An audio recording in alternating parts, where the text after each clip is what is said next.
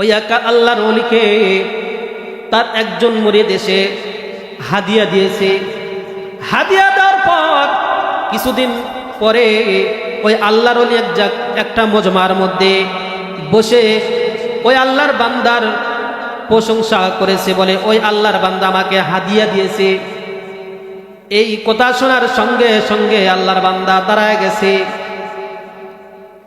দাঁড়ায় গিয়ে বলতেছে, হুজুর আমি আপনাকে হাদিয়া দিয়েছিলাম, এই টাকাটা দিয়েছি কিন্তু আমার বাপের অনুমতি নেই নাই, কাজেই সেই টাকাটা আমাকে ফেরত দিয়ে দেন।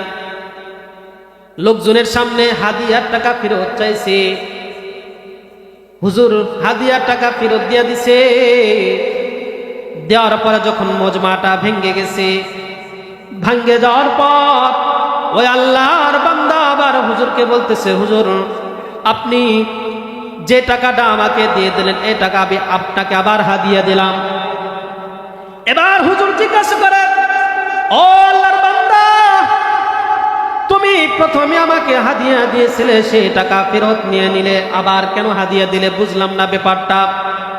আল্লাহর বান্দা বলে, ওগো আল্লাহর ওলি, আপনাকে প্রথমে যে হাদিয়া দিয়েছিলাম এটা আল্লাহ তাআলাকে সন্তুষ্ট করার জন্য দিয়েছিলাম, কিন্তু আপনি মানুষের মধ্যে যখন প্রকাশ করে দিলেন, প্রকাশ হওয়ার সঙ্গে সঙ্গে আমার মনের মধ্যে অহংকার চলে আসে, আমার মনের মধ্যে অনেক খুশি লাগে, হায় রে আমার সুনাম করতেছে, এই কারণে আমার অনেক খারাপ লাগছে, ভিতরে অহংকার এসে যাবে, এই জন্য লোকজনের সামনে আপনার কাছ থেকে সে টাকাটা আবার ফেরত নিয়ে নিছি।